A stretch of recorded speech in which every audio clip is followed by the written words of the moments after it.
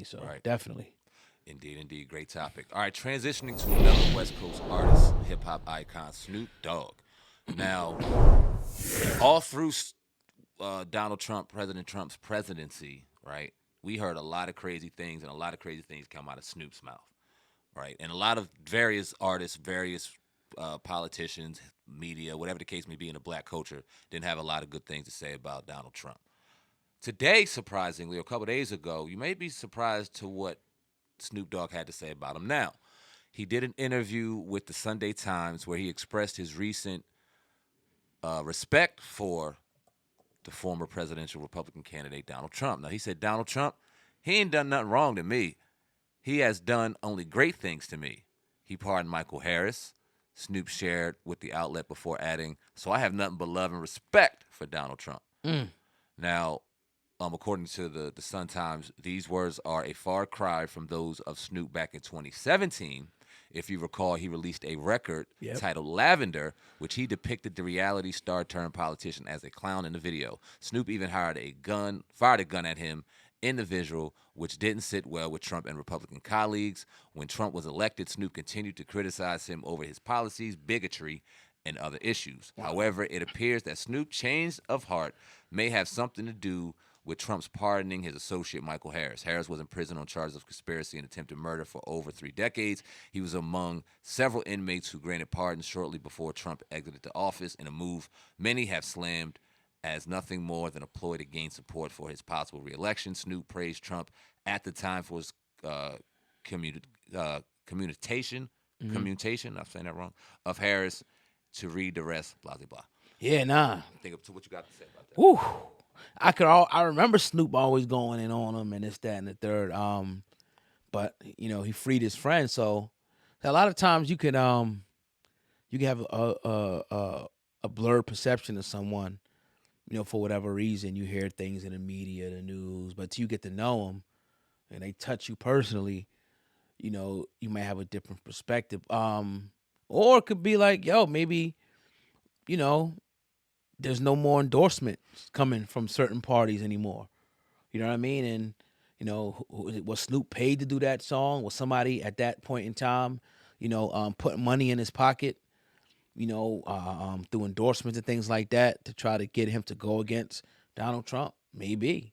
You know what I mean? We see that, and we have people come on the show and admit that they have been paid, or they know that people are paid by both parties, more so the Democratic Party, to actually, to get somebody's support, to if you pay a D.L. Hughley and a Charlemagne or whoever like that, you may be able to get to a certain demographic of people that you couldn't get to, without that support, and vice versa. So that's the way I kind of see it, man. I'm not surprised. I'm really not surprised because these dudes, man, don't stand for nothing. They go with the win. And this is another situation, another example of that happening, in my opinion. When we heard the songs come out in 2017, we called it out and looked at it very in a hypocritical way when it came to Snoop. Because if you remember, prior to any of the politics and any of the shit that came out about Donald Trump, these rappers used to idolize one Donald Trump. Oh, yeah. He was in their songs. He was in their videos. He was on TV shows, Fresh Prince, this video, that video. Donald Trump was everywhere, right? The asshole that he was now and what we've seen as a presidency was idolized back then. So it was a clear indication that somebody put something in somebody's pocket when it came to those songs and these various type of slander and these outbursts when it comes to Donald Trump. Nobody ever really breaking down policy or what's going on, just sitting back and following a narrative that has been clearly written out that he hates black people, that he's a white supremacist, and all yada, yada, yada, which is funny because if you look how Democrats manipulate black folk, and you look at previous interviews, he did an interview with Oprah, and he did interviews back then where he said he knew he could be president because he could manipulate racist white people into thinking that he was the same way and get them to vote for him. Right. What does that sound like? What Democrats do to us? Yeah. So is it out of the realm of speculation to think that he manipulated a certain race of people the whole time and then vote for him? And I'm not saying he had agendas out there to save black folk, but when you look at black business, when you look at how black people flourished during those 8 years, throughout all the nonsense that we heard on the TV, right, it makes you go to think, well, damn. And do you think Snoop does not know that? No, and for his own pockets. For his own pockets, he probably was saving money from the different tax Exactly. breaks and things. So Exactly. these guys are smart businessmen. They understand. So he knew better then. He knew better when he was making them songs.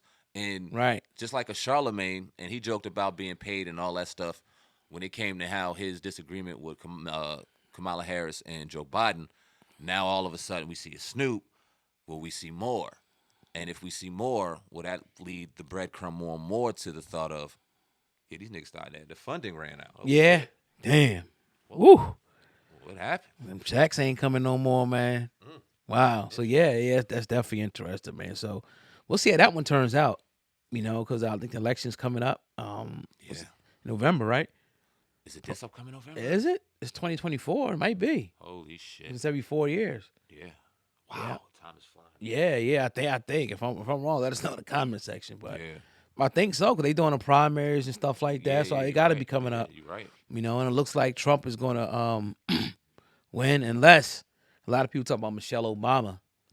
Oh boy, we ain't even gonna go down that road, man. Not yet. But I think that's the only person, that could probably give him a run for his money. Even though we don't know her policy and nothing like that. Right. It's just that how we are as black folks, man. Oh yeah. Oh, man. Goodness. We hold them near and dear to our heart. Don't let her do a concert with Beyonce or something. It's over. It's over. Give us some good speech and good talk. Right. Yep. All right. Anyway, man. Getting to WAC 100, I think that's our final topic. Your brother, yeah. Yeah, definitely a brother, huh? He's a controversial figure, definitely a smart man, right? He said something on Dr. Martin Luther King's birthday that kind of caught my attention, and I'm going to transition into the topic at hand after that. He said, "My apologies, Dr. King. You fought for desegregation, and we turned around and segregated ourselves. Your fight for the people was turned into fighting amongst our own people. I myself at one time played a part in this. My apologies on your born day. You died for what we take for granted. R.I.P. Dolph, R.I.P. Big Jook, R.I.P. King Von, R.I.P. Draco, R.I.P. Marlo, R.I.P. in all caps, Nipsey Hussle." And then we see this nigga on Adam 22 breaking down fights between Offset and 42 Doug. Leaking messages, claiming that, Offset ran in his pockets. You got 42 Doug, because obviously these brothers are very insecure and are going to prove without a shadow of a doubt that they are tougher than what they appear to be. So you go ahead and start steaming that up. Now you got Offset's leaked conversation. You did there and you distributing this all on a platform. It seems a little hypocritical to me. Before I go on my soapbox, though, oh God, I want to know what your thoughts are, because you had another angle to it that we heard in an interview, or not an interview, but a piece of content that kind of maybe tied all this together. It was on World Star. Actually put a video out the other day, alleging that he could possibly be an informant. They put out some screenshots of some paperwork where allegedly he was cooperating with the law. Again, I don't know how credible none of this stuff is, so we didn't make the video, but I know it was definitely on World Star and I watched it. I'm not sure who the origin of the video was. It was some couple guys on there that was doing a podcast that was kind of talking. I can't remember the name of that podcast and whatnot. If you guys see this, hit us up. You come on and talk about it. You know what I mean? But I just look at it like, man, look, if you follow WAC 100 on Instagram, every day he's posting paperwork. Somebody, I don't know if the paperwork's real or not, but the word that comes to my mind is provocateur. What I mean by provocateur, somebody who's going to provoke people. Like, it was no need to leak those text messages between 42 Doug, or